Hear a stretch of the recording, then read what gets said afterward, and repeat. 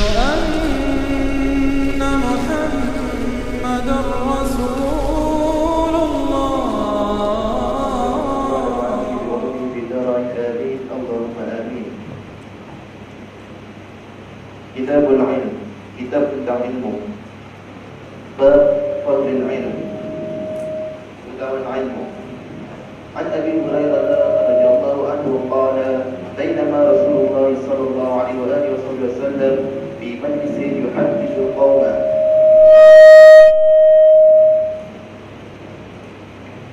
ja'ahu a'rabiyyun faqala mata as-sa'ah فمضى رسول الله صلى الله عليه وآله وسلم يحدث فقال بعض القوم سمع ما قال فكره ما قال وقال بعضهم لم يسمع حتى إذا قضى حديثه قال أين أراه السائل عن الساعة فقال ها أنا يا رسول الله قال فإذا دفعت الأمانة فانتظر الساعة فقال كيف إضاعتها قال إذا وصل الأمر إلى غير أهله فانتظر الساعة. Bab pertama, keutamaan ilmu. Diriwayatkan dari Abu Hurairah radhiyallahu anhu, ketika Nabi Muhammad sallallahu alaihi wasallam sedang berbicara di dalam sebuah majlis, muncul seorang Arab Badui dan bertanya, kapankah datangnya hari kiamat? Rasulullah sallallahu alaihi wasallam melanjutkan pembicaraannya. Menurut sebahagian sahabatnya, Rasulullah sallallahu alaihi wasallam menyimak pertanyaan itu namun tidak hendak menjawabnya. Beberapa sahabatnya yang lain mengatakan bahawa Rasulullah tidak mendengar pertanyaan tersebut. Ketika Rasulullah SAW telah menyelesaikan pembicaraannya, ia berkata, mana orang yang bertanya tentang hari kiamat tadi? Orang Arab Badui itu berkata, aku di sini ya Rasulullah. Kemudian Nabi SAW bersabda, ketika al-amanah diabaikan, maka tunggulah hari itu. Orang Arab Badui itu bertanya lagi, bagaimana ia diabaikan? Nabi SAW menjawab, ketika kekuasaan dipegang orang-orang tak cekap, maka tunggulah hari kiamat itu. Bismillahirrahmanirrahim. Alhamdulillahirabbil alamin wa bihi nasta'in ala umuri dunya wad din.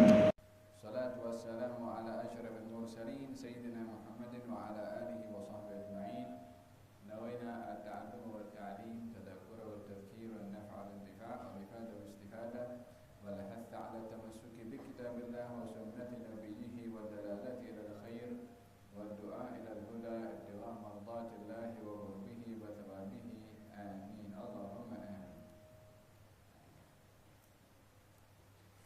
Al-Imam Al-Bukhari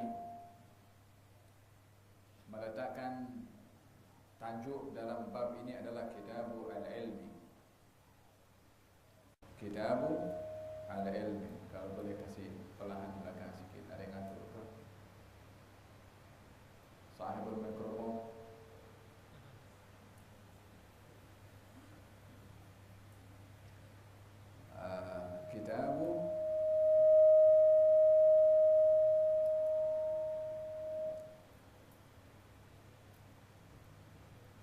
Kitabu Al-Ilmi.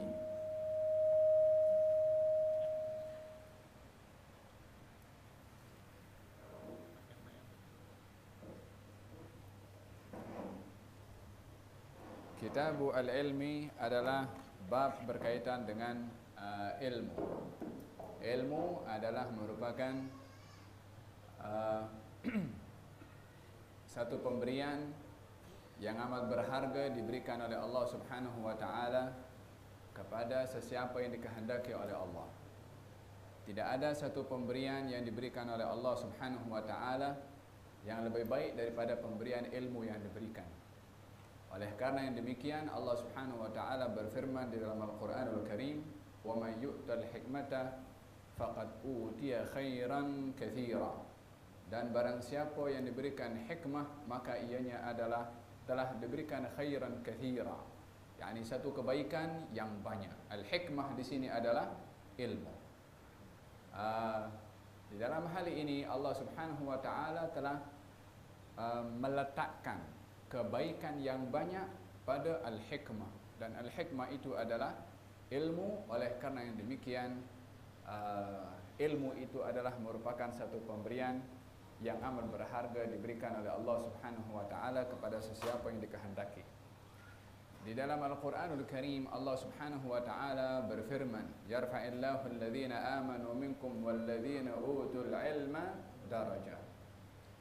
Yarfa'illahu alladhina amanu minkum walladhina utul ilma darajat. Allah Subhanahu wa taala akan mengangkat darjat orang-orang yang beriman. Allah Subhanahu wa taala akan mengangkat orang-orang yang beriman dan orang-orang yang berilmu darajat. Darjat yang tinggi. Diletakkan di sini Allah mengangkat orang yang beriman dan orang yang berilmu. Yarfa'illahu alladhina amanu. Allah mengangkat darjat orang-orang yang beriman. Kemudian walladzina utul ilma, dan orang-orang yang berilmu. Ada dua di sini. Orang beriman diangkat, orang berilmu diangkat. Apa maknanya di sini? Adakah sama darjat orang-orang beriman dan orang-orang berilmu? Maksud ayat ini Allah mengangkat darjat orang-orang yang beriman lebih daripada orang-orang yang tidak beriman. Maka darjat orang yang beriman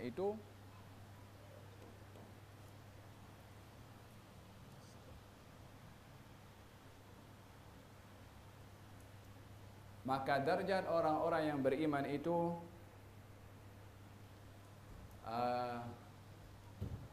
lebih tinggi berbandingkan kepada orang-orang yang tidak beriman. Dan orang-orang yang berilmu yang dimaksudkan di situ adalah setelah iman. yakni orang-orang yang beriman lagi berilmu, itu adalah diangkat darjatnya oleh Allah melebihi daripada darjat orang-orang yang beriman yang tak berilmu. Jadi dua perkara, Allah mengangkat darjat orang yang beriman lebih daripada yang tidak beriman. Allah mengangkat orang-orang berilmu setelah iman adalah lebih tinggi berbandingkan orang-orang yang beriman dan tidak berilmu.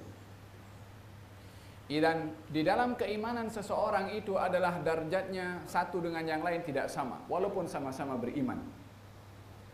Orang yang beriman lagi berilmu lebih mulia daripada orang beriman tidak berilmu. Orang yang beriman berilmu lebih tinggi darjatnya berbandingkan kepada orang yang beriman dan berilmu yang ilmunya sikit.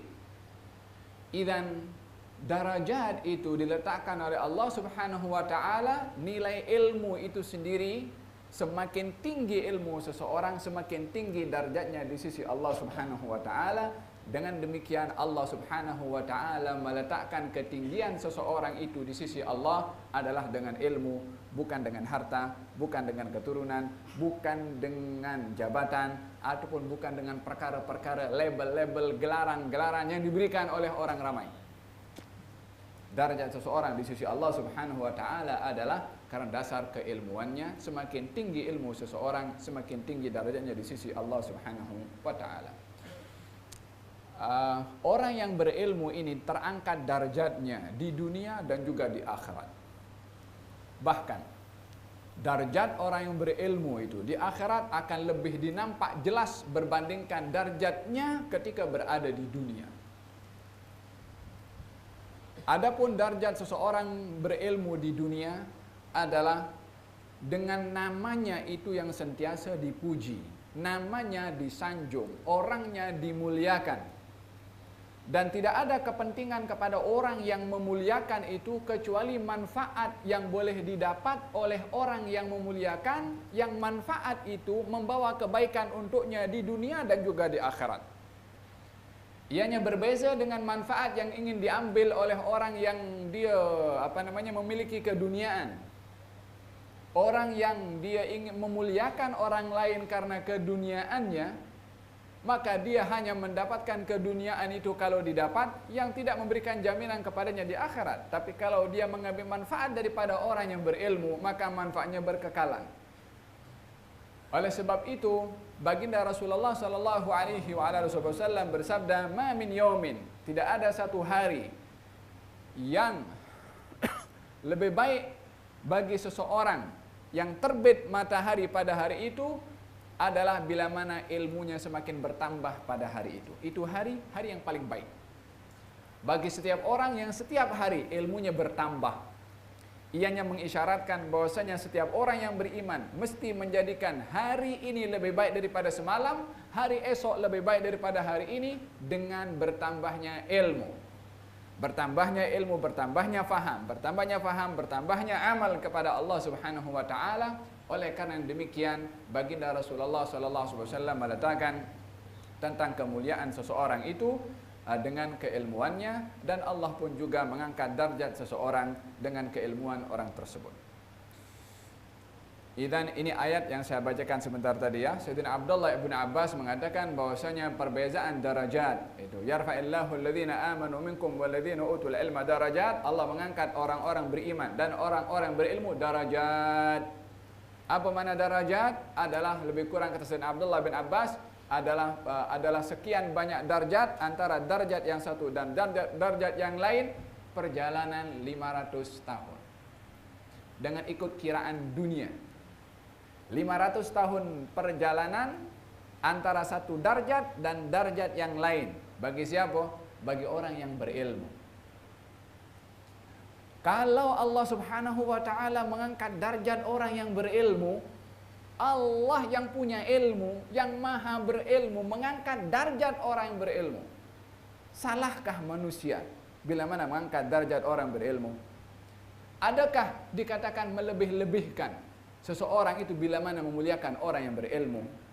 Adakah akan dianggap seseorang itu diperbudak ataupun diperhamba bila mana merendahkan diri kepada orang yang berilmu? Bila mana Allah mengangkat darjat orang berilmu, apa yang boleh didapat oleh orang mengangkat orang berilmu? Tak ada apa-apanya melainkan yang mengangkat dia akan bermanfaat. Dan kalau kita tengok orang-orang yang daripada kalangan para as-sahabah radhiyallahu anhum warḍahum yang memuliakan, menyanjung kepada Rasulullah sallallahu alaihi wasallam, yang banyak berkhidmat, melayan kepada Rasulullah, merekalah yang paling berkedepan di dalam masalah keilmuannya. Anas bin Malik pembantu Rasulullah, alimun ulama'is sahabah. Abdullah bin Abbas, alimun ulama'is sahabah. Abdullah bin Umar, semua yang berkhidmat kepada Rasulullah. Yang merendah di Abdullah bin Mas'ud, yang dikenali dengan orang yang hanya membawa selipar Rasulullah, tongkat Rasulullah, tempat siwak Rasulullah, apa lagi? Selipar Rasulullah sallallahu alaihi wasallam. Kalau Nabi masuk ke dalam, maka tongkatnya dan seliparnya akan dipegang, bahkan diletakkan di mana? Di dalam as-sa'id, lengannya disimpan. Allahu alam apa maksudnya, supaya orang curi ke atau dia nak jaga. Al-muhim dijaga itu selipar Nabi sallallahu alaihi wasallam. Bila mana nak keluar disediakan seliparnya. Qala Sayyidina Al-Kisai salah seorang alim wa qari, mengajar kepada anaknya Harun Ar-Rasyid, Khalifah Amirul Mukminin, Al-Amin wal Ma'mun, mengajarkan Al-Quranul Karim. Diajar oleh Al-Kisai selain daripada Al-Quran, adab kepada para ulama. Apakah adab yang dilakukan, yang diajarkan kepada anak, kepada pemimpin negara yang berkuasa amat hebat kuasanya pada ketika itu, Harun Ar-Rasyid. Bila mana Al-Kisai nak balik selepas mengajar, Al-Amin dan Ma'mun berebut untuk meletakkan atau mengambil seliparnya Al-Kisai untuk diletakkan di hadapan, dipakaikan, sehingga mereka satu dengan yang lain tarik-menarik seliparnya. Nak ambil barakah untuk melayan kepada gurunya di dalam menjaga seliparnya. Kata Imam Al-Kisai mengatakan, kamu ambil satu, kamu ambil satu. Adakah ini akan dianggap menghina, memperbudak, memperhamba kepada anak kepada Amirul Mukminin? Mengajarkan supaya tawadhu kepada ilmu, kepada orang yang berilmu, hormat kepada orang berilmu, bukan karena zat. Kalau zat ini gabungannya dalam ini ada darah, ada daging, makan, minum, itu sama semua. Tapi yang di dada itu yang tak sama. Yang Allah bagi kepadanya itu yang berbeza. Ini yang dididik oleh mereka, kalangan para sahabat dan tabi'in, termasuk kepada anak pemimpin negara pada waktu itu, supaya hormat kepada ilmu. Dengan menghormati orang yang berilmu, dengan menghormati kitab ilmu yang dibawa, dengan menghormati tempat belajarnya ilmu. Sehingga dikatakan oleh Al-Imam As-Subki ketika berziarah pergi ke Syam, mengatakan bahwasanya andai saya ini boleh sampai ke negeri Darul Hadis. Darul Hadis ini tempat Al-Imam An-Nawawi mengajar hadis. Andai aku kalau boleh sampai ke situ, aku akan cium bekas tapak pijakan kaki Al-Imam An-Nawawi. Imam Nawawi dah tak ada dah. Bekas pijakan kaki, entah berapa tahun antara Subki dengan Imam Nawawi, nak diambil berkah daripada bekas tapak kaki Imam Nawawi. Sehingga disebutkan dalam kata-kata yang cukup masyhur kepada mereka yang hormat kepada orang-orang yang berilmu, mengatakan amurru ala diyar Laila wa uqabbilu dzal jidar wa dzal jidara wa ma hubbud diyar syaghafna qalbi walakin hubbu man sakana diyara. Gal, saya berpusing di rumah. Rumah ini digelar dengan gelar Laila. Orang kalau sebut Laila fikirannya kepada seorang nama perempuan. Dalam bahasa Arab itu ada istilah namanya gharam atau syair. Bila mana ingin mengungkapkan kecintaan kepada yang dikasihi dan dicintai dengan ungkapan Laila. Tapi bukan dimaksudkan perempuan, tapi dimaksudkan orang yang dikasihi. Mungkin ada wali min awliyaillah, mungkin orang yang tinggi kedudukannya di sisi Allah Subhanahu wa taala. Saya pusing di rumahnya, orang yang dikasihi, orang yang alim. Wa uqabbilu dzal jidar, dan saya cium dinding rumah orang alim itu yang dicintai olehnya. Wa ma hubbud diyar syaghafna qalbi, bukan kasih saya nak cium kepada dinding rumah itu karena dinding rumah itu, bukan. Walakin hubbu man sakana diyara, tapi cinta dan hormat saya kepada yang duduk dalam rumah itu. Dindingnya nak dicium. Walaupun ini adalah satu simbolik, tapi ini adalah makna daripada menghormati kepada orang yang dekat dengan Allah, khususnya mereka para ulama. Ini yang kita warisi daripada para generasi para salafus saleh. Kurun yang pertama, kurun yang kedua, dan kurun yang ketiga, bagaimana ada mereka kepada orang-orang berilmu. Tentunya sejauh mana orang mengagungkan dan memuliakan orang-orang berilmu, tidak menyamai dan membadai sedikit pun daripada diangkatnya orang berilmu itu oleh Allah Subhanahu wa taala. Sejauh mana kita menyanjung orang berilmu, jauh sanjungan Allah lebih tinggi berbandingkan sanjungan manusia. Oleh sebab itu, yarfa'illahu alladhina amanu minkum walladhina utul ilma darajat. Gal satu hari Sayyidina Umar bin Khattab radhiyallahu anhu wa ardah melantik salah seorang bernama Nafi' bin Abdul Harith Al-Khuzai untuk menjawat satu jawatan tertentu di dalam pemerintahan Sayyidina Umar bin Khattab Amirul Mukminin. Nafi' bin Abdul Harith ini awalnya dia adalah seorang hamba sahaya. Maka salah seorang daripada yang ada di sekeliling Sayyidina Umar bertanya, "Ya Amirul Mukminin, engkau lantik orang bekas hamba sahaya?"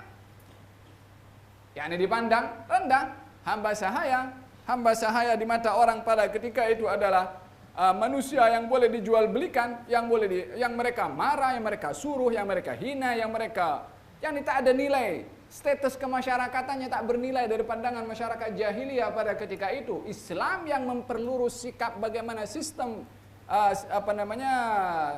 hukum kepada untuk berikan hak kepada hamba sahaya. Maka kata Sayyidina Umar bin Khattab radhiyallahu anhu wa arda mengatakan, innahu qari'un li kitabillah. Ini orang yang kamu kata bekas hamba sahaya ini, dia ahli dalam Al-Qur'anul Karim.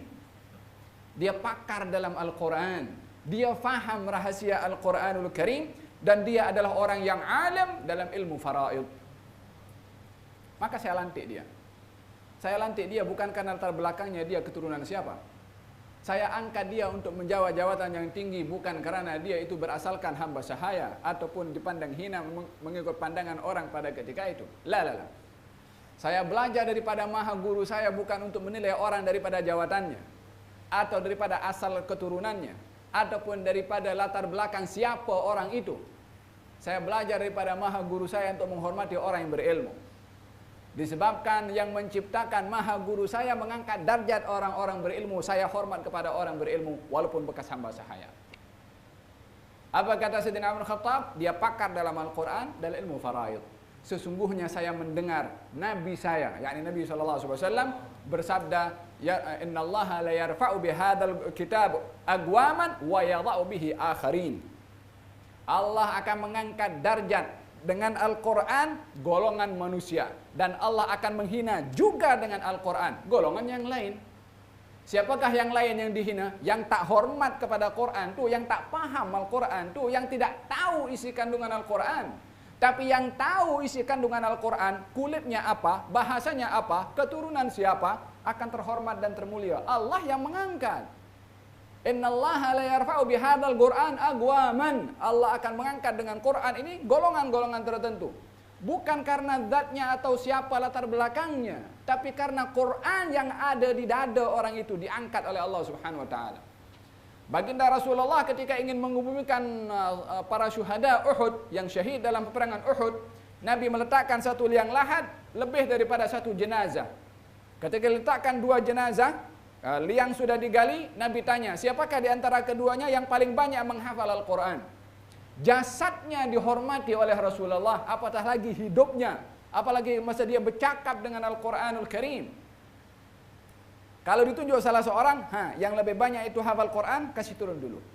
Tafdhil, menghormati kepada orang yang dia ada ilmu walaupun sudah meninggal dunia.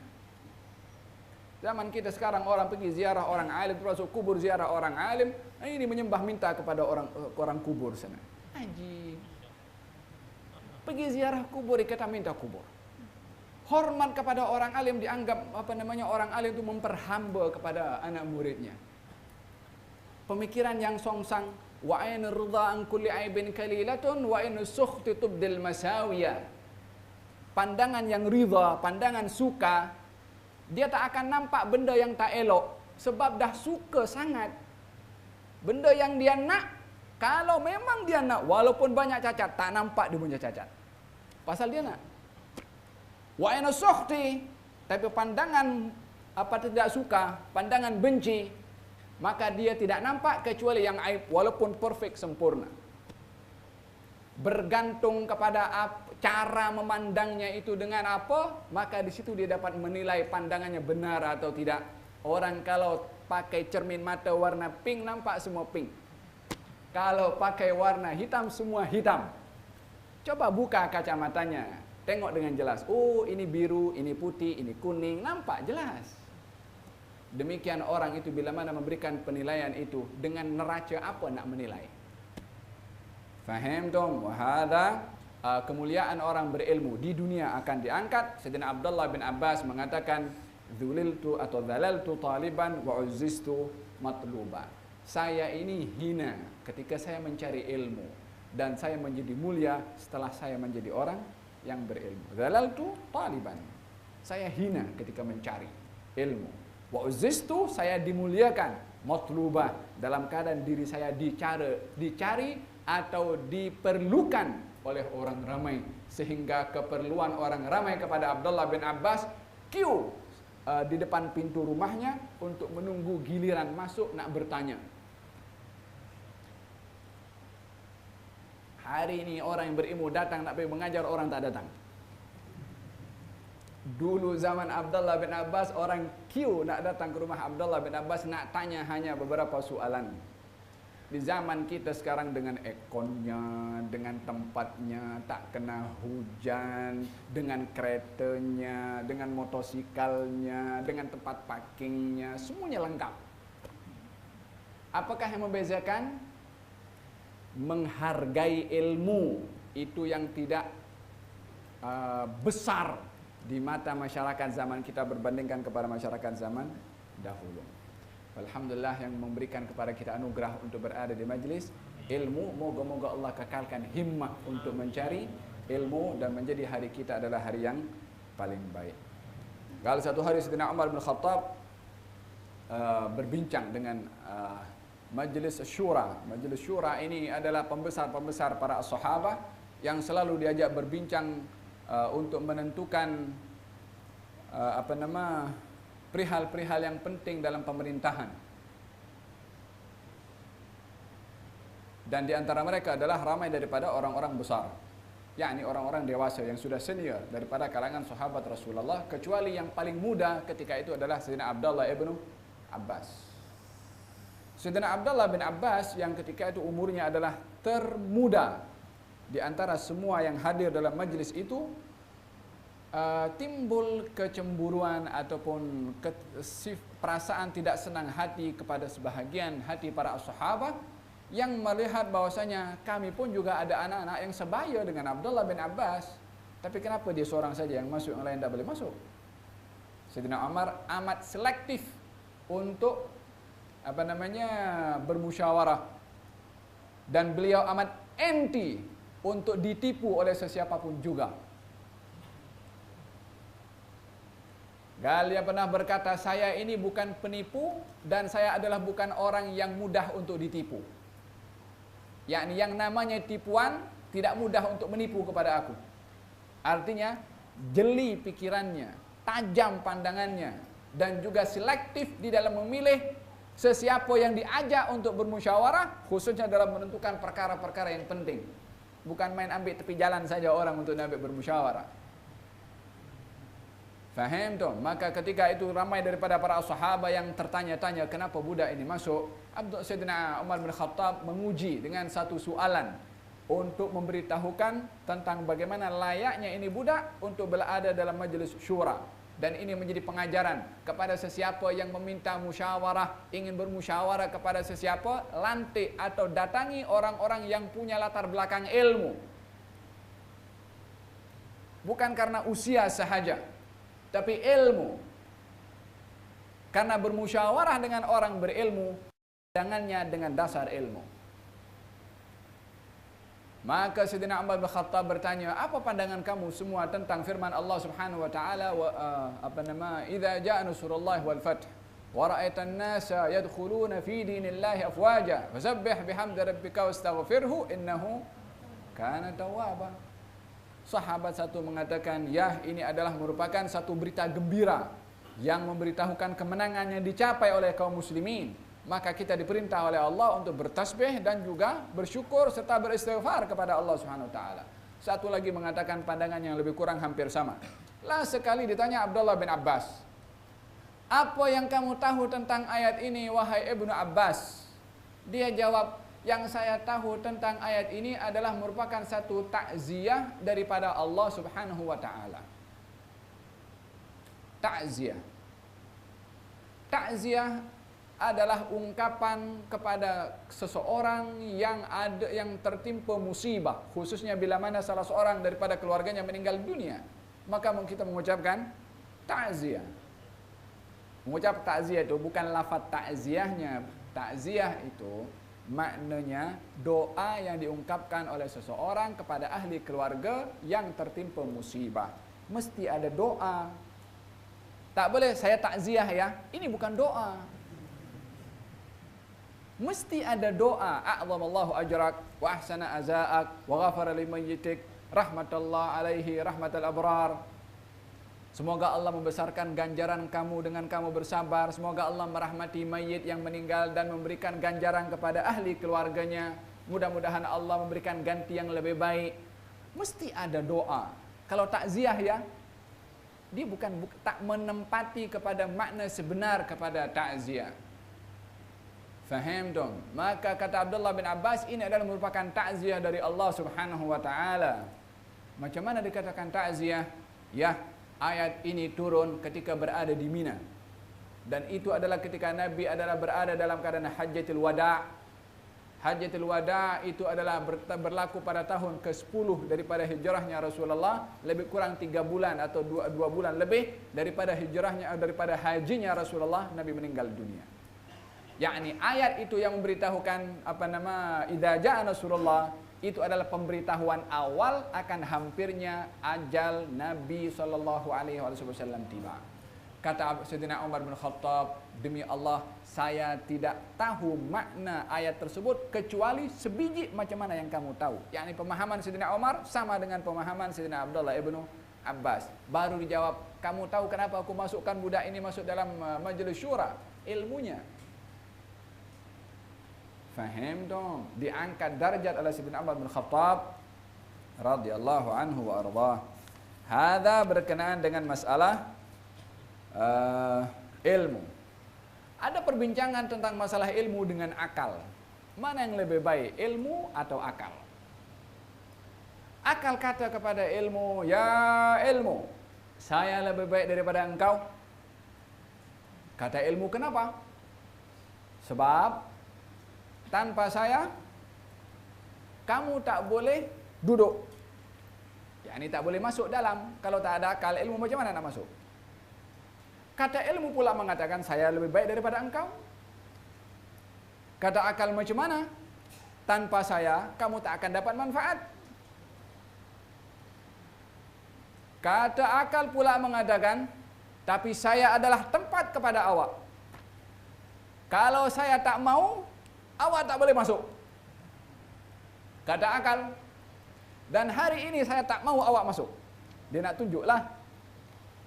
Kata ilmu pula mengatakan, okey, tapi saya adalah gelaran atau sebutan yang sebutan itu sama atau diambil daripada nama Allah Subhanahu wa taala, Al-Alim.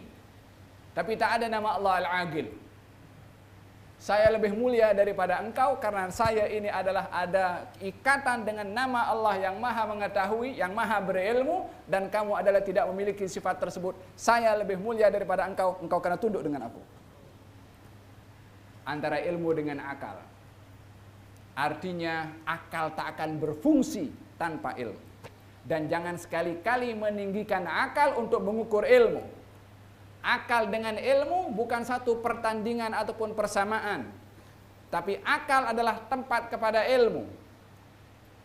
Dalam hal ini apa saja yang datang daripada yang maha berilmu, yaitu Allah Subhanahu wa ta'ala, atau penyampaian yang disampaikan oleh Rasulullah berupa ilmu. Kalau akal tak boleh terima, akal tak ada hak untuk menimbang ilmu. Akal tak ada hak untuk menyalahkan ilmu. Karena akal hanya alat. Akal bukan penentu kepada benar dan tidaknya ilmu. Oleh karena yang demikian, orang-orang yang dia mencari-cari kesalahan di dalam Al-Quranul Karim ataupun hadis-hadis Nabi SAW adalah orang-orang yang menyametarafkan antara akal dengan ilmu. Yang menyametarafkan akal dengan ilmu mesti akan tergelincir.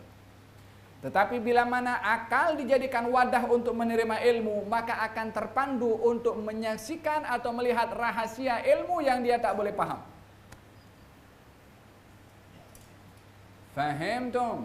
Oleh karena demikian kita melihat di dalam perumpamaan yang ada di dalam Al-Quranul Karim antara akal dengan ilmu.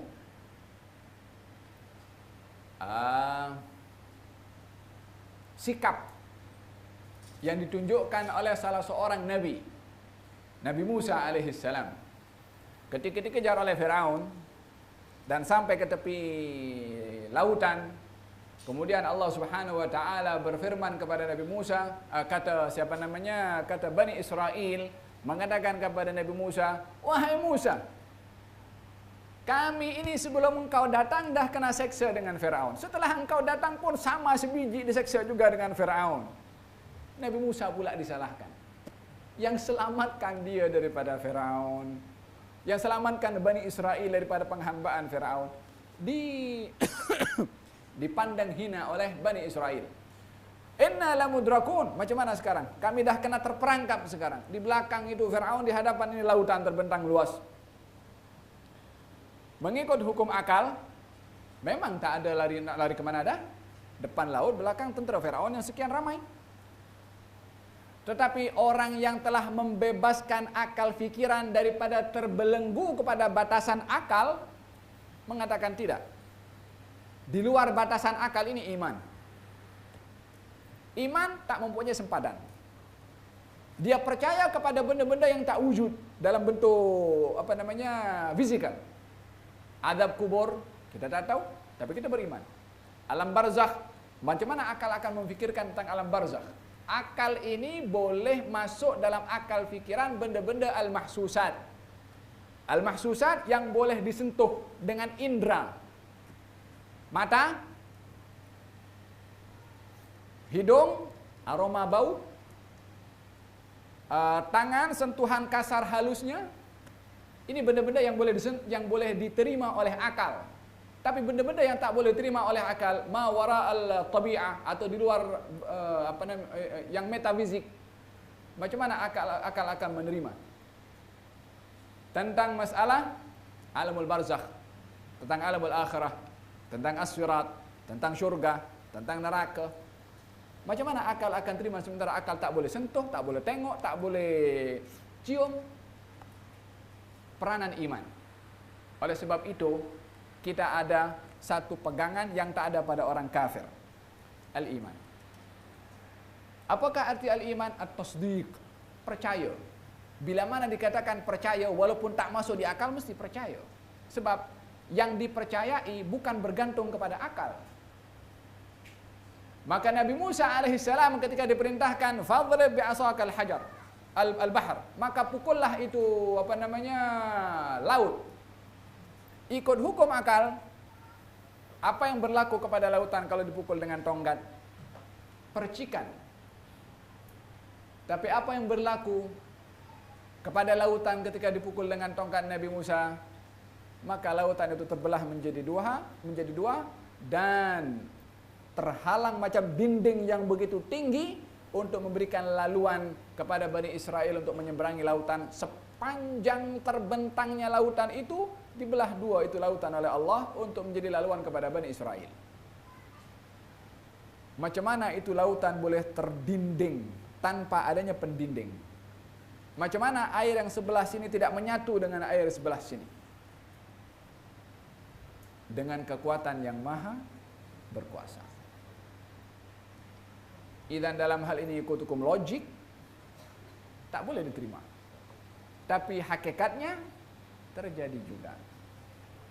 Antara akal dengan yang tidak boleh difaham oleh akal adalah dua perkara yang berbeza. Akal kena mesti surrender, terima, pasrah kepada perkara yang tidak boleh diterima oleh akal fikiran. Oleh sebab itu ramai orang-orang yang yang dikatakan orang-orang berakal, yang dikatakan mereka itu adalah orang-orang al-aqlaniyin, orang-orang yang brilliant, ikut bahasa sekarang, dalam otak dan cara berfikirnya.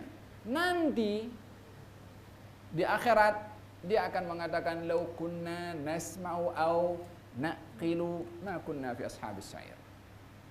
Andai aku ketika di dunia itu mendengar dan berakal. Dia di dunia dikatakan brilliant, kafir, tapi orang satu dunia puji dia seorang yang brilliant. Nanti di akhirat dia akan mengatakan andai aku dengar dan berakal. Adakah ketika dunia tak berakal? Berakal, tapi menuhankan akal.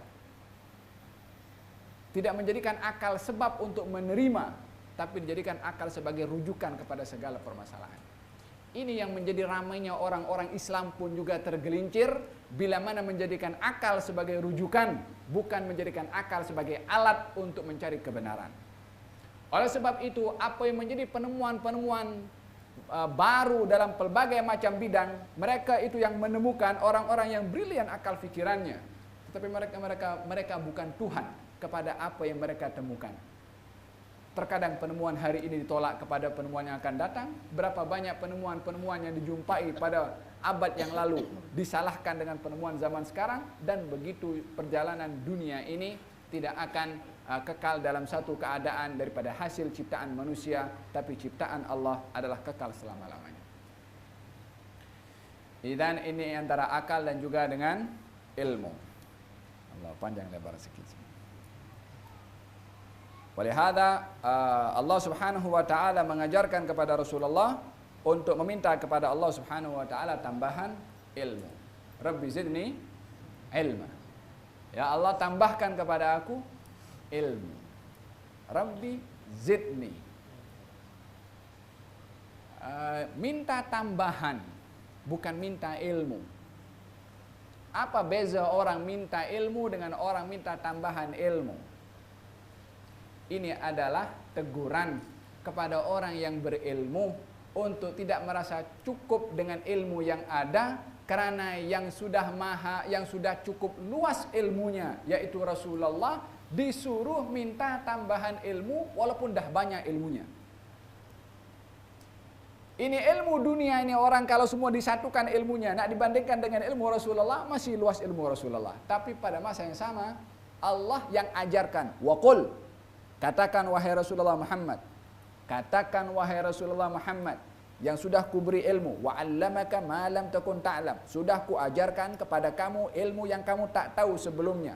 Wa 'allamaka ma lam takun ta'lam. Allah dah ajarkan kepada engkau ilmu yang kau tak tahu. Dah diajarkan oleh Allah Subhanahu wa taala. Sudah banyak ilmunya. Katakan, siapa yang sudah diajar nih oleh Allah Subhanahu wa taala? Apa yang patut dikatakan wahai Allah? Rabbi zidni ilma. Tuhanku, Allah. Minta wahai Tuhanku. Supaya apa? Supaya orang itu menyadari sumbernya ilmu bukan daripada otak, bukan daripada kita punya bacaan, bukan daripada library yang kita simpan di rumah beribu kitab. Sumbernya daripada atas. Rabbi, wahai Tuhanku, zidni, tambahkan aku ilma, ilmu. Supaya tidak melihat ilmu. Kalau aku baca buku, mesti aku jadi orang berilmu. Tidak. Kalau aku belajar di yang paling baik university, mesti aku menjadi orang yang alim. Tidak. Ilmu bukan ada di university, bukan ada di mana-mana. Ilmu ada pada yang maha berilmu subhanahu wa ta'ala. Nabi mengembalikan untuk mendapatkan ilmu daripada yang maha berilmu. Dan Nabi berdoa, Rabbi zidni ilma. Dan ini adalah beberapa perkara penting yang berkaitan dengan masalah ilmu dan hubungannya dengan akal. An Abi Hurairah radhiyallahu anhu, daripada Abu Hurairah radhiyallahu anhu, tadi berkenaan dengan darjat orang berilmu di dunia, tapi darjat orang berilmu di akhirat jauh lebih agung. Lebih jelas berbandingkan kepada orang berilmu itu ketika di dunia. Buktinya adalah hingga hari ini kita masih membaca buku Al-Imam Al-Bukhari walaupun beliau sudah meninggal tahun berapa? Pertengahan abad yang ketiga. Sudah berapa ratus tahun, 1000 tahun lebih meninggalnya Al-Imam Al-Bukhari. 10 abad orang masih mengulang-ulang Bukhari sampai sekarang. Dan akan terus. Berapa ramai yang sebut? Kalau dah 1000 tahun lebih, dalam 1000 tahun tu di atas muka bumi ini dah berapa generasi, berapa orang, Allahu a'lam. Semuanya ambil manfaat daripada Imam Al-Bukhari. Wa kadzalik Imam Syafi'i, Imam Malik, Imam Abu Hanifah, Imam Ahmad bin Hanbal, Imam Muslim, dan ramai-ramai lagi ulama-ulama yang sentiasa disebut namanya walaupun orangnya sudah tidak ada. Ini kedudukan orang yang berilmu walaupun sudah tiada.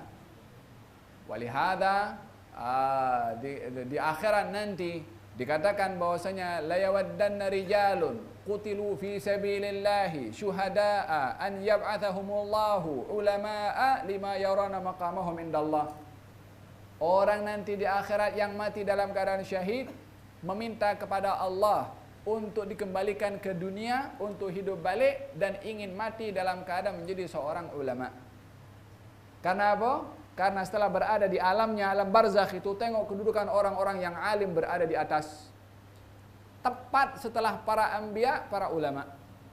Baru yang lain.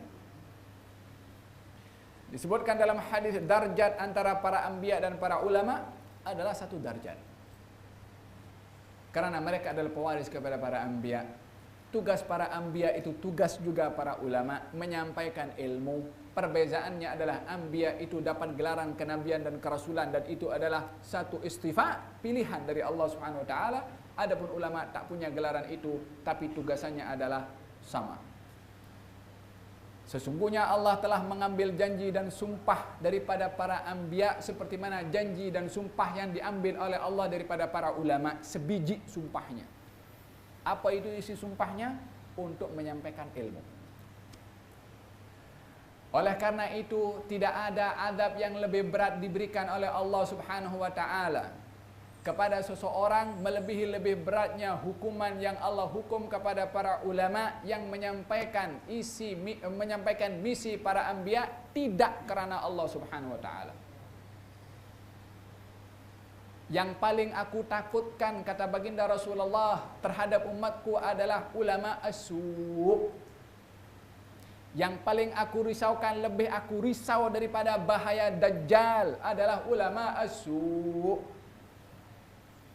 Yang menjual agama untuk dunia. Yang menjual ilmu untuk mendapatkan benda-benda yang hina. Ini yang paling teruk. Wa alimun bi ilmihi lam ya'malan mu'adzabun min qabli ubadil wathan. Orang yang berilmu tak mengamalkan ilmunya, yakni tak mengamalkan tuntutan ilmu yang mesti ikhlas kerana Allah, akan diadab oleh Allah sebelum penyembah berhala, kata Ibnu Ruslan. Awwalu man tusa'ar, orang yang pertama akan dicampakkan oleh Allah ke dalam neraka, orang yang alim. Akan dipanggil oleh Allah Subhanahu wa taala. Apa kamu buat? Dia mengatakan, saya mengajar manusia karena engkau. Allah beritahu, kadzibta. Kamu dusta. Wa taqulul malaikatu kadzibta. Malaikat menjadi saksi, kamu wahai orang alim dusta, pendusta. Kamu mengajar agar supaya orang puji engkau adalah orang yang alim. Nak dipuji, nak dunia, nak jawatan, nak ya Allah, nak. Waqad qil, orang pun dah puji engkau, yang engkau nak engkau dah dapat. Fasuhiba bihi ilan nar, maka dihantarkan ke neraka. Siapa itu? Yang alim, yang mengajar Quran kot, yang mungkin mengajar syariah, mengajar sebut hadis Nabi SAW, tapi pertama yang dihisap untuk dicampakkan ke neraka oleh Allah. Oleh karena demikian di dalam Al-Quranul Karim, Allah ketika menceritakan para anbiya, ketika menyampaikan wahyu, apa kata mereka? Masing-masing daripada mereka para anbiya mengatakan kepada kaumnya, saya tak nak apa-apa daripada kamu. In ajriya illa 'ala Allah. Ganjaran saya yang saya harapkan adalah Allah yang saya untuk bagi ganjaran kepada saya. Saya tak nak apa-apa daripada kamu. Ini syiar para anbiya. Dan mereka sungguh-sungguh dan jujur dalam syiar itu. Tinggal hanya para ulama yang diperkatakan di dalam penyampaiannya itu ikhlas karena Allah, menjadi pertanggungjawaban dirinya kepada Allah Subhanahu wa taala. Kalau para anbiya maksum. Tapi para ulama yang hanya tahu dirinya sendiri. Apakah matlamat daripada perjuangan tersebut? Bainama Rasulullah sallallahu alaihi wasallam fi majlisin. Rasulullah ketika duduk dengan para sahabat dalam satu majlis, datang seorang A'rabi, Badui. Nabi tengah mengajar. Kemudian Badui datang dan berkata kepada Rasulullah, "Mata sa'ah?" Bila hari kiamat itu? Di dalam hal ini Badui itu datang memutus percakapan Nabi. Memutus percakapan orang yang sedang bercakap itu adalah perkara yang bukan merupakan sopan santun. Akan tetapi di sini Al-Imam Al-Bukhari meletakkan dalam hadis Kitabul Ilmi, kitab ilmu ini, meletakkan hadis ini sebagai hadis yang pertama, supaya sebelum kita itu berilmu, hendaklah kita beradab kepada ilmu. Adab kepada ilmu adalah akan dinampak sikap orang yang berilmu terhadap dirinya dan sikap orang berilmu terhadap orang yang tidak berilmu ataupun orang yang tidak sopan. Apakah sikap orang yang alim? Supaya orang yang alim itu tidak ternodai dengan buruknya adab. Buruknya adab kepada seorang berilmu tidak sama dengan buruknya adab kepada orang yang tidak berilmu. Orang berilmu tidak punya adab, mak apa dia buat dengan ilmunya? Orang akan, kalau orang yang tak berilmu buat buat benda yang tidak beradab, orang mengatakan makdur, biasa dia tak punya ilmu. Tapi kalau orang berilmu yang tak beradab, ini problem. Macam mana dia dengan ilmunya? Apa dia punya tanggung jawab dengan ilmu kalau tak ada adab? Al-Imam Al-Bukhari meletakkan hadis ini hadis pertama supaya seseorang yang berilmu itu belajar adab di dalam ilmunya terhadap dirinya terhadap orang lain, khususnya kepada orang yang tidak beradab kepada orang berilmu. Nabi menunjukkan, Nabi tengah mengajar ilmu, diputus percakapan Nabi. Ya Rasulullah, mata sa'ah? Bila hari kiamat? Apakah agaknya seorang berilmu itu bila mana dipancing emosinya?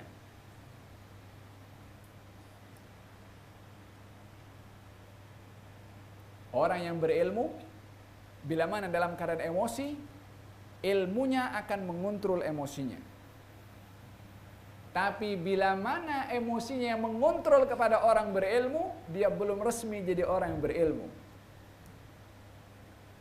Mesti ilmunya mengontrol, sebab ilmu itu umpama lampu suluh, light untuk bagi jalan orang itu, tapi bukan dia yang menentukan, ilmu yang menentukan.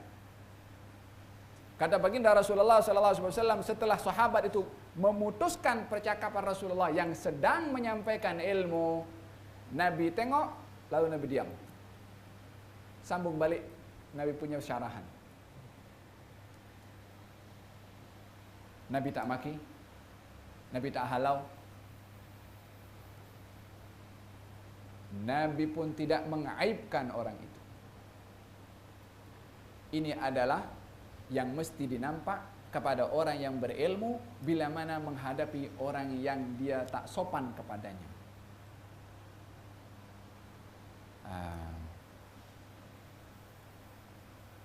Qala Sayyidina Imam Syafi'i ketika dimaki oleh salah seorang dengan berbagai macam makian. Kemudian kata Imam Syafi'i mengatakan, yukallimuni safihu bikulli qubhin fa akrahu an yakuna lahu an akuna lahu mujiba yazidu safahatan wa azidu izzan kal'ud yazdad bil ihraqi tiba. Orang jahil cakap buruk kepada aku, maka saya tak mau layan untuk menjawab dengan percakapan yang sama. Dia bertambah hina dengan percakapannya, saya bertambah mulia dengan tidak melayan. Umpama kayu gahru, ud, bila akan dinampak harum? Kalau dibakar. Baru nampak harumnya itu kayu gahru. Orang yang berilmu akan dinampak berilmu bila mana diuji emosinya, dia dapat mengawal emosi itu, ini orang yang alim betul. Tapi kalau orang alim, dia diusik sikit emosinya, atau orang lain berbeza paham dengan dia, kriau-kriau kata orang sana itu, dekat memaki fulan, hantam fulan. Mana nilai adab ilmu yang Allah kasih kepada otak orang itu untuk dia bersikap sebagai orang yang sopan santun? Bila mana orang alim tak bersopan santun, macam mana anak muridnya akan sopan santun? Ada pepatah dalam Melayu tapi tak nak sebutlah, tak elok nak sebut di sini. Guru dan murid itu kan. Kalau guru begini, murid lagi teruk.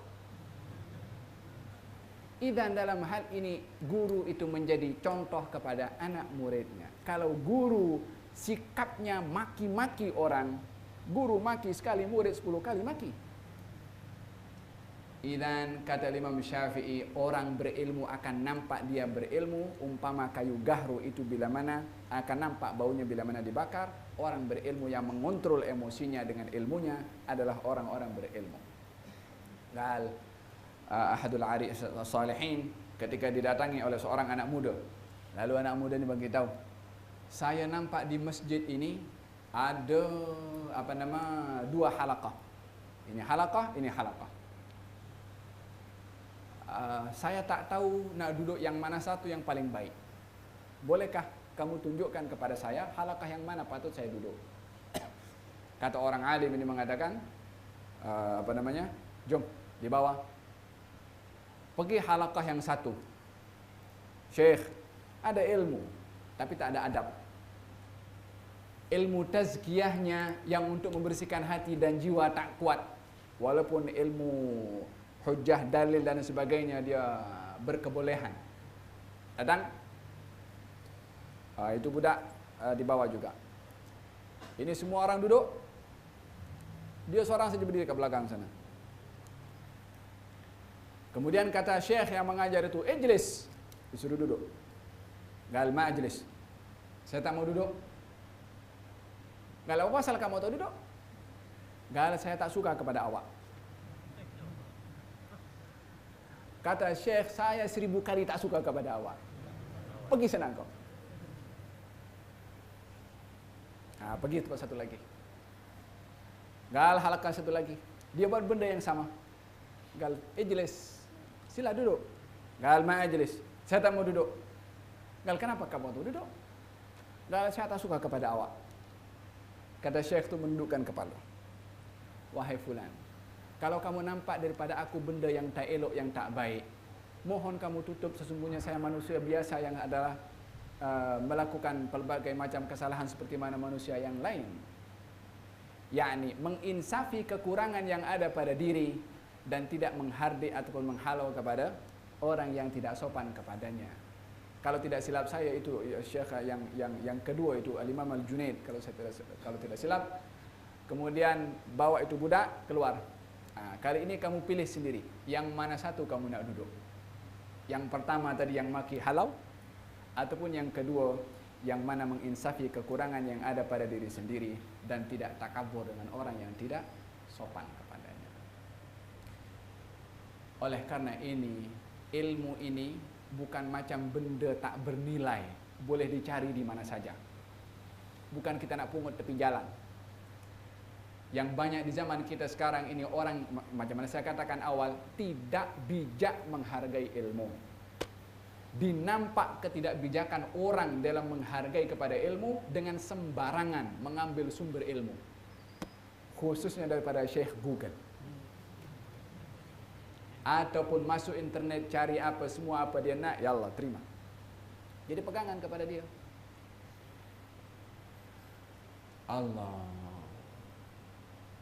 Allah Subhanahu wa ta'ala menurunkan ilmu ini perkara yang berharga. Kita kalau punya barang berharga ini, khususnya kaum wanita, kalau punya emas berharga, intan ke wala permata ke wala emasnya berharga ke, nak letak di mana? Tak mungkin diletak di dapur. Tak mungkin diletak di ruang tamu. Akan disimpan di tempat yang elok, lemari besi. Kalau boleh besi yang besar. Kemudian dia punya number yang tak mudah untuk didetek, untuk orang boleh cam. Pasal apa? Berharga. Baru dunia yang tak ada nilai di sisi Allah Subhanahu wa ta'ala. Bayangkan Allah yang menurunkan ilmu dan itu perkara yang berharga, mungkinkah akan diletakkan di sembarang orang macam itu? Oleh karena demikian, inna hadzal ilma dinun fanzuru amman ta'khuduna dinakum. Ibnu Sirin dalam Sahih Muslim berkata, ini ilmu adalah nilainya agama kamu. Nak tahu agama kamu itu apa? Ilmu. Oleh sebab itu, carilah daripada siapa kamu mengambil ilmu. Unzuru, perhatikan dari siapa kamu mengambil ilmu. Ibn Sirin bukan ingin merendahkan ilmu itu sendiri hanya terhad kepada seseorang tertentu. Ilmu itu memang boleh, Sayyidina Ali berkata, ambillah ilmu itu, ambillah ilmu walaupun keluar daripada mulut siapa saja. Memang ilmu itu adalah boleh didapat melalui sesiapa sahaja, tapi penting juga untuk melihat ilmu datang daripada siapa. Kalau tidak, buat apa Ibn Sirin mengatakan fanzuru amman ta'khuduna dinakum? Tengok daripada siapa kamu ambil ilmu. Faham tom? Hakadha Al-Imam Al-Bukhari meletakkan dalam Kitabul Ilmi agar supaya orang itu belajar adab kepada ilmu sebelum dia dikatakan sebagai seorang yang berilmu. Maka sikap Nabi SAW adalah tidak menegur, tidak marah, dan juga tidak menghardik kepada sahabat tersebut. Ini adab kepada orang yang berilmu. Pada masa yang sama, Nabi SAW bukan tidak menjawab kepada orang yang bertanya tadi. Tapi Nabi jawab kemudian. Setelah Nabi teruskan, selesai apa dicakapkan oleh Nabi SAW, maka Nabi bersabda, "Aina urahu sa'il?" yakni siapa tadi yang bertanya tentang hari kiamat. Dia pun angkat, "Ana ya Rasulullah." Qal ana wahai Rasulullah. Artinya si penanya tadi itu setelah pertanyaannya pada awalnya tak dilayan oleh Nabi, tak merajuk. Dia bukan terus pergi, aku tanya tak dijawab. Adakah orang alim awak seorang je? Dia tunggu. Dia sabar. Memang dia nak tahu alamat kegagalan seseorang untuk menjadi orang yang berilmu ataupun yang mengetahui tentang perkara-perkara yang baik bila mana dia takbur dengan ilmu. Ataupun takbur dengan orang yang berilmu. Al-ilmu harbun lil fatal muta'ali kasail harbun lil makanil ali. Ilmu ini akan memerangi kepada orang yang sombong. Umpama juga itu sungai ataupun banjir adalah tidak akan sampai ke tempat yang tinggi. Kalau air mengalir itu di bawah saja, maka di bawah yang terkena air itu yang subur. Tapi yang di atas bukit itu yang air tak naik ke atas, maka dia tandus. Demikian juga orang yang dia sombong kepada ilmu tak akan dapat manfaat daripada ilmu. As-sahabah yang bertanya tadi, walaupun tak dijawab oleh Rasulullah dan Nabi mengalihkan pandangan dengan tidak menjawabnya sebagai satu pengajaran, cara seperti ini tidak menepati sopan santun untuk bertanya karena Nabi sedang berbicara. Maka Nabi dalam hal itu menunjukkan dengan sikap bahwasanya cara itu tidak benar, tapi Nabi tidak maki kepada orang tersebut. Sikapnya itu adalah bahagian daripada ilmu yang ditunjukkan oleh Nabi. Adabnya yang ditunjukkan oleh Nabi kepada orang, adab seorang berilmu yang ditunjukkan kepada orang yang tidak berilmu ataupun yang tidak sopan kepada majelis ilmu. Maka baginda Rasulullah tidak melayan soalan itu saat Nabi sedang menyampaikan. Untuk memberikan pengajaran cara seperti ini tidak betul. Kalau Nabi layan terus, mungkin akan diambil kesimpulan, kalau begitu kita boleh putuskan orang yang sedang mengajar untuk diputus percakapannya dengan bertanya. Maka Nabi tak layan untuk memberitahukan kepada yang lain. Tidak layannya Nabi kepada orang ini adalah menunjukkan sikap itu tidak menepati adab dan sopan santun di dalam bertanya. Yang kedua adalah Nabi menjawab pada akhirnya tanpa memaki sebagaimana saya katakan. Dan yang ketiga adalah orang yang bertanya itu tidak merajuk karena duduk sampai akhir baru dijawab oleh Nabi Sallallahu Alaihi Wasallam. Demikian orang itu bila mana bertanya soalan, bila mana tak dijawab ataupun belum diberikan jawaban, jangan merajuk dengan meninggalkan majelis tersebut. Hada berkenaan dengan adab orang yang berilmu dan adab orang yang berilmu. Adab yang berilmu tadi menahan emosi. Dan adab orang yang mencari ilmu adalah hendaklah tidak bertanya kepada guru ataupun ustadz yang mengajar sementara dia sedang sibuk dengan sesuatu yang lain, ditunggu sampai selesai ataupun dengan memberikan isyarat untuk diizinkan supaya bertanya. Yang ketiga adalah yang keempat perkara yang penting di sini adalah muraja'atul alim. Muraja'atul alim artinya kalau kita tak tahu satu benda, jangan sekali-kali kita pikir untuk kita dapat jawaban daripada kita punya otak dengan takwil. Mungkin begini, mungkin begini. Tapi hendaklah bila mana tak tahu sesuatu bertanya kepada orang yang alim. Innama syifa'ul ayyi as-su'al.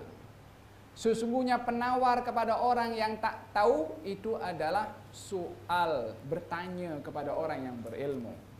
Sebagaimana dalam beberapa kelas yang lalu saya perbahaskan adalah dalam soal menyoal ini bukan hanya pentingnya soalan, tapi pentingnya juga kepada siapa kita menyoal. Fas'alu ahla dzikri in kuntum la ta'lamun. Bertanyalah kepada orang yang ahli zikir, yakni yang berilmu. Jangan main tanya saja kepada sembarang orang yang tidak tahu tentang jawaban tersebut. Khususnya dalam masalah-masalah fiqh, masalah-masalah akidah, masalah-masalah yang penting. Jangan bertanya dengan orang yang jangan bertanya kepada orang awam. Bahayanya adalah bila mana soalan itu ditanyakan kepada orang yang tidak tahu, fadallu wa adallu. Akan sesat dan menyesatkan kepada orang lain. Bukankah pernah disabdakan oleh Rasulullah tentang seseorang yang dia terkena luka di kepalanya karena perang, lalu bermalam dalam keadaan janabah, lalu pagi hari itu dia akan sholat subuh, maka dia pun bertanya, macam mana aku nak sholat subuh sementara aku berada dalam keadaan janabah, nak mandi pun juga kepala aku dalam keadaan luka. Maka kata yang di sekelilingnya itu, ini bertanya kepada orang yang sebaya ilmunya ataupun yang mungkin tidak pakar. Ini pun juga bagi fatwa. Engkau kena mesti mandi, angkat hadas besar, mandi, kena air tempat lukanya, mati. Sampai berita kepada Rasulullah, kata baginda Rasulullah, kamu semua dah bunuh kepada dia, yakni menanggung dosa dengan jawaban kamu kepada orang tersebut yang mati dengan fatwa. Berapa ramai orang sekarang mudah untuk mengeluarkan fatwa. Boleh dijumpa di tepi jalan, boleh menjadi pilihan. Nak fatwa yang boleh atau yang tak boleh. Wal'iyadu billah. Zaman dahulu para sahabat bila mana ditanya soalan-soalan dialihkan kepada orang lain. Tak nak berani mengeluarkan jawaban fatwa. Zaman kita sekarang macam semua orang menjadi fatwa, yang boleh memberikan fatwa. Kata baginda Rasulullah, innama syifa'ul ayyi as-su'al. Ubat orang yang tak tahu, bertanya. Bertanya satu hal, melihat kepada siapa bertanya adalah hal juga yang penting. Dalam hal ini, Badui itu datang bertanya kepada Rasulullah. Muraja'atul alim adalah merujuk kepada orang yang alim untuk menanyakan soalan-soalan tertentu. Ketika Nabi tanya, siapa tadi bertanya? Dia mengatakan, ana ya Rasulullah, saya wahai Rasulullah. Dijawab oleh Nabi, idza dhuyyatil amanatu fantadhiris sa'ah. Bila mana amanah ini dihilangkan haknya, maka tunggulah kedatangan hari kiamat. Sahabat itu bertanya balik, bagaimana hilangnya amanah itu? Artinya, kalau seseorang bertanya soalan, dijawab. Kalau belum jelas jawabannya, jangan ditakwil sendiri. Tanya, diperjelas soalan itu. As-sahabah itu dibagi tahu jawabannya bagaimana bila hari kiamat. Nabi kata bila mana amanah ini diserahkan, bila mana amanah ini hilang haknya. Sahabat itu apa maksud hilang hak amanah? Tanya balik kepada Rasulullah. Apa maksudnya wahai Rasulullah daripada hak amanah itu dihilangkan haknya? Nabi bersabda, idza wussidal amru ila ghairi ahlihi fantadhiris sa'ah. Idza wussida. Apa arti wussida? Wussida ini adalah alas untuk kita baring, untuk kita duduk, atau untuk kita bersandar. Idza wussidal amru. Kita kalau diletakkan alas, untuk apa kita letakkan alas? Untuk duduk. Kalau kita diberikan bantal, apa guna kita diberikan bantal? Untuk kita bersandar ataupun mempergunakan bantal itu. Artinya apa? Bila mana perkara-perkara yang penting itu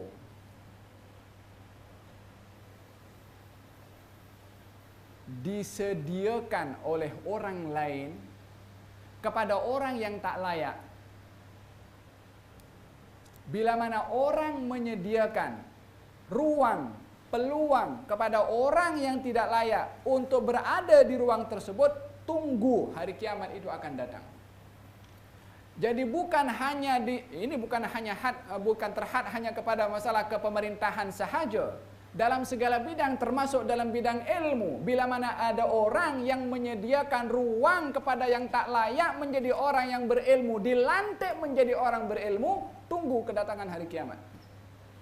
Bila mana ada orang yang menyediakan seseorang untuk menjadi ketua, yang orang itu tak layak untuk menjadi ketua, disediakan untuk menjadi ketua, tunggu kehancuran hari kiamat.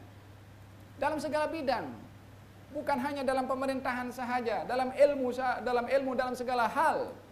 Bila mana disediakan ruang, mesti ada yang menyediakan. Siapa yang menyediakan? Ya orang lain. Kalau orang alim anak muridnya, kalau daripada ketua adalah daripada anak buahnya atau rakyatnya, dan seterusnya. Yang menyediakan itu juga akan menanggung akibat.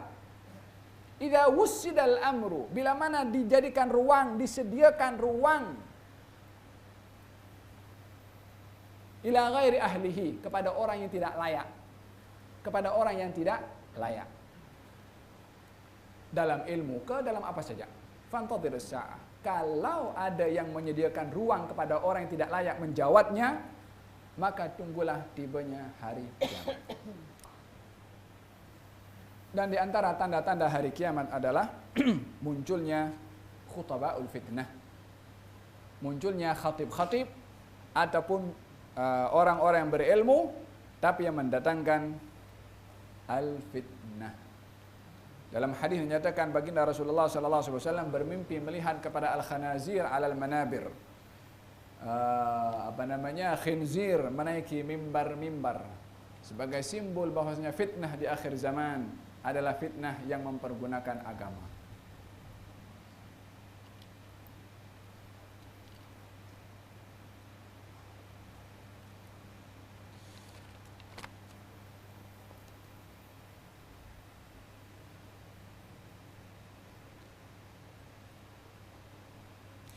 Dalam hadis dinyatakan juga bahwasanya min asyratis sa'ah an yultamasal ilmu indal asaghir. Tanda-tanda hari kiamat adalah ilmu ini didapat atau dicari daripada orang-orang yang kecil. Yani asaghir, kecil. Maksudnya apa? Tak berilmu. Tapi dilantik menjadi orang yang berilmu. Faqidu syai' la yu'ti. Orang yang tak ada benda untuk diberikan, macam mana nak bagi? Tapi di akhir zaman, orang yang tak punya ilmu dilantik menjadi orang berilmu. Seakan-akan ilmu adalah terhad kepada dirinya sendiri. Di antara sikap orang yang berilmu itu adalah kalau luas ilmunya, akan kurang dia komplain kepada pandangan orang yang berbeza dengannya. Dalam kaidah dikatakan bahwasanya man kathura ilmuhu qalla i'tiraduhu. Orang yang dia luas ilmunya akan kurang komplain kepada orang lain yang tak sama pandangan dengannya. Tapi sebaliknya, orang yang sempit ilmunya selalu komplain kepada orang lain. Ini salah tak betul, ini salah tak betul. Yang suka kasih salah itu sempit dia punya ilmu. Tapi orang yang luas ilmunya, dia akan kurang dalam komplain kepada orang lain. Sebab keluasan ilmu itu, saya kalau tengok dengan mata sebelah sini, saya tak nampak sebelah kanan. Saya akan mengatakan tak ada orang sebelah kanan saya. Pasal saya tak buka. Yang saya guna satu mata nampak sebelah depan sini ke sana. Maka saya nafikan sebelah kanan sebab saya tak buka mata satu.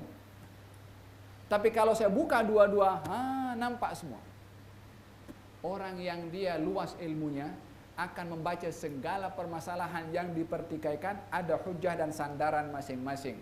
Maka dia tidak akan menjadikan sandarannya yang paling betul daripada sandaran orang lain. Tapi kalau dia tengok sini saja, nak dikatakan sebelah ada orang, tak ada. Karena dia tengok dengan mata sebelah. Sebab sempit pandangannya. Faham dong? Gerak.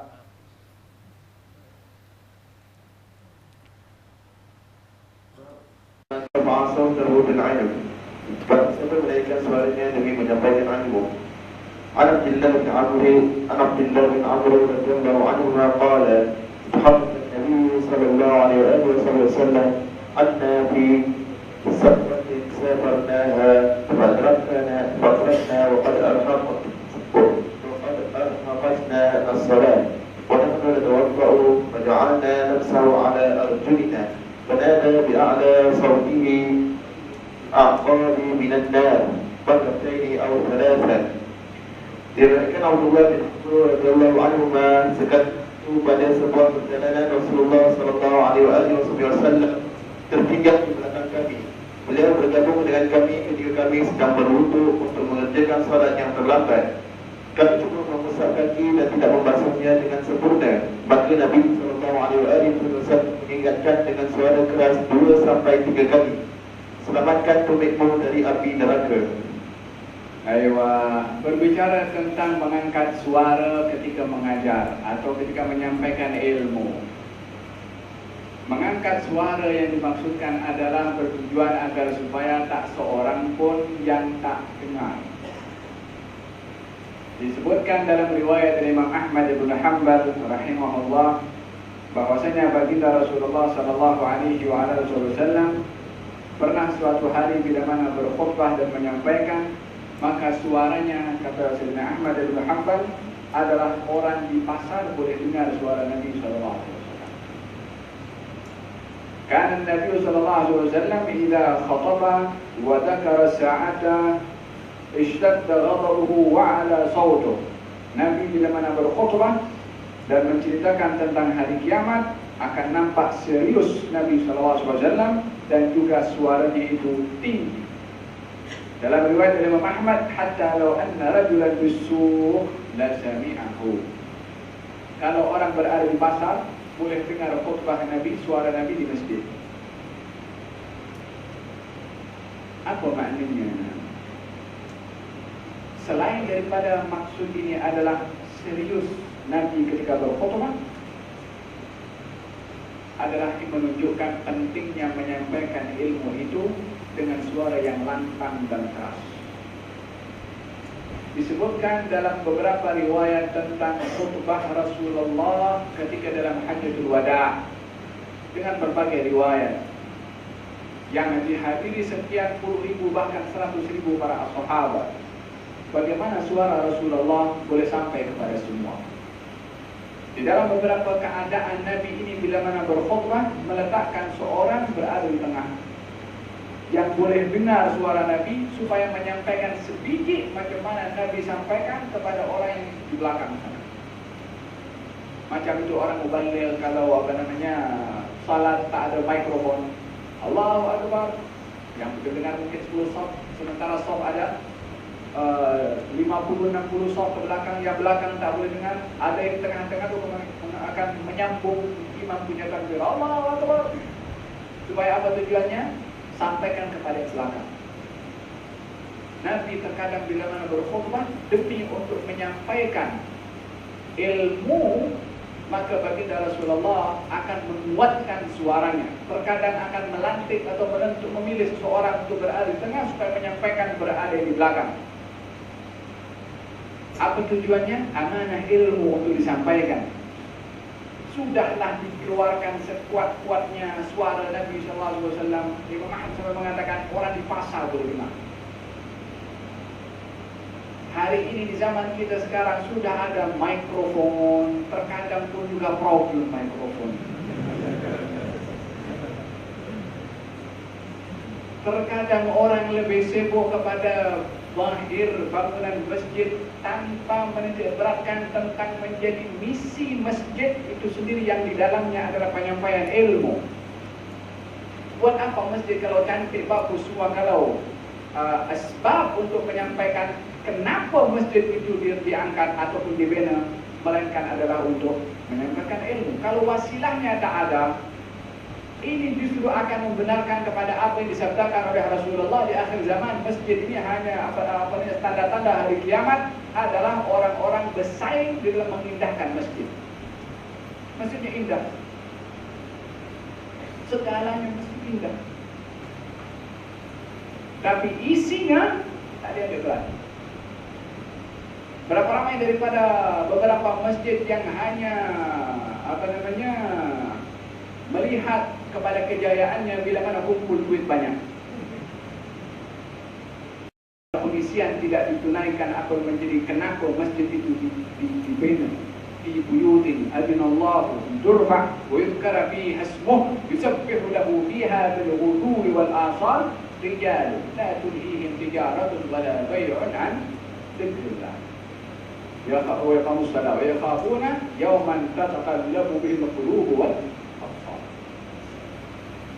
Di rumah Allah yang diizinkan oleh Allah untuk diangkat dibina, di buyutin, di rumah-rumah, ya, di rumah Allah. Adinallah, yang Allah izinkan, dan ini adalah menjadi dasar kepada pembinaan masjid. Adinallah, diizinkan oleh Allah supaya yang membina masjid itu mengetahui kalau dibinanya dengan izin Allah. Artinya hak Allah di situ. Tuntutan Allah kepada rumahnya di situ. Jangan hanya melihat kepada fokus luaran sahaja tanpa mengetahui apa mahunya Allah dengan rumahnya.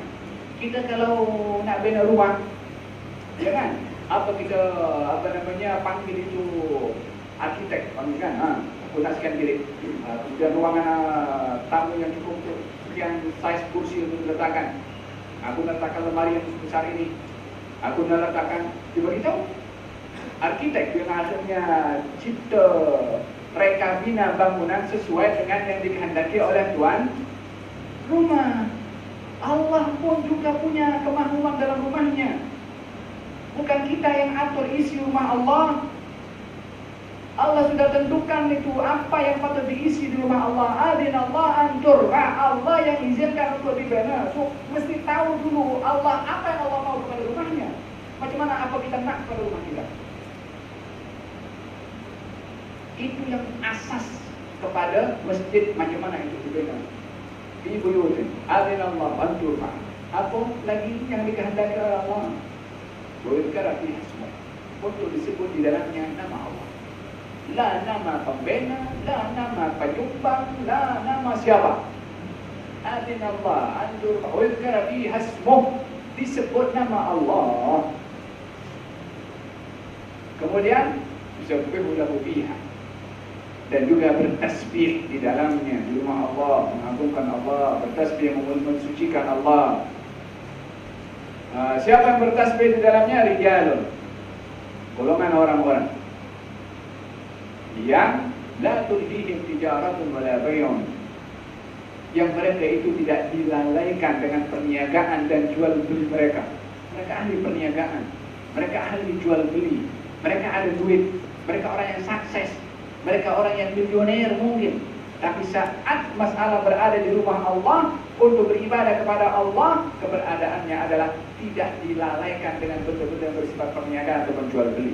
Di rumah Allah untuk Allah. Tidak ada maksud selain daripada Allah Subhanahu wa ta'ala.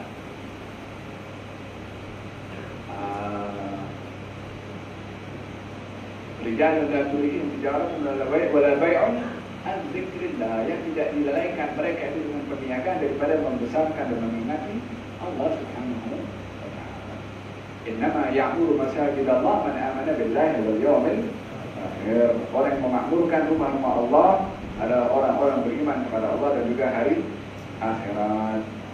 Dan pentingnya di sini adalah di dalam menyampaikan ilmu, baginda Rasulullah menguatkan suaranya. Maka dalam hal ini, di dalam penyampaian ilmu, mesti ilmu itu sampai melalui wasilah apa saja. Kalau melalui mikrofon, yang paling bagus. Kalau melalui penyampai, orang menyampaikan umpamanya yang suaranya lantang boleh ke belakang. Karena yang akan disampaikan adalah masalah yang lebih berharga daripada segala.